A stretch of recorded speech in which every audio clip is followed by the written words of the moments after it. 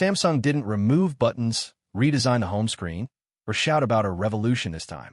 Instead, One UI 7, 8, and now 8.5 quietly rewired how control actually works on Galaxy phones.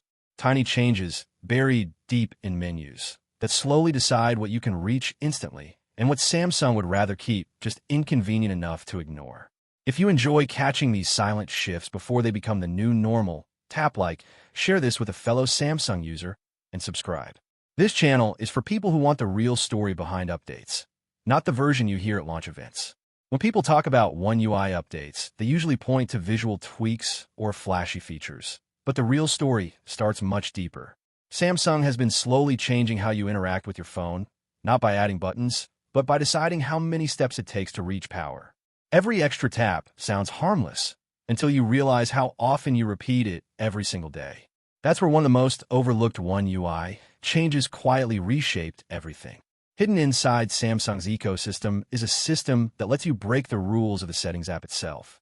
Instead of navigating the same long menus over and over, you can pull specific settings out and place them directly on your home screen. Display settings, battery protection, sound quality, auto blocker, even obscure options you normally forget exist. One tap, instant access. No scrolling, no hunting. And here's the part most videos miss. Samsung didn't build this as a productivity feature.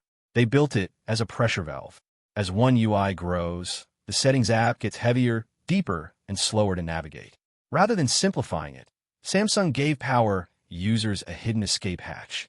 If you know where to look, you can customize your phone into something fast and personal. If you don't, One UI quietly feels more complicated every year.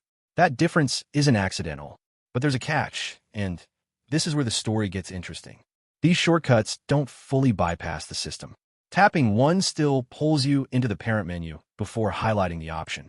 It feels close to instant control, but not quite there. That tiny friction tells you something important about Samsung's design philosophy. They want efficiency, but only up to the point where the settings structure itself remains unavoidable.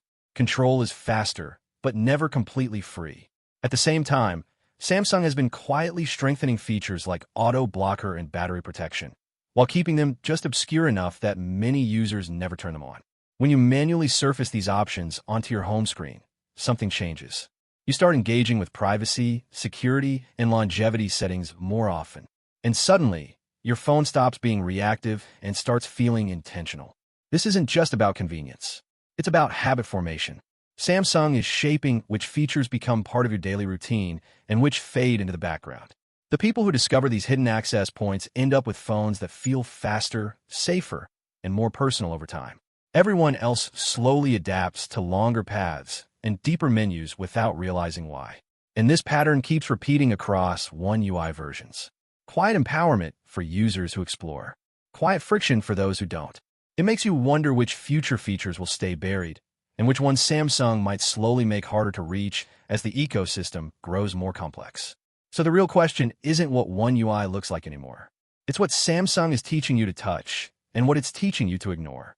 And once you notice that pattern, you start seeing it everywhere, which makes you rethink how you'll use your Galaxy phone a year from now, not just today.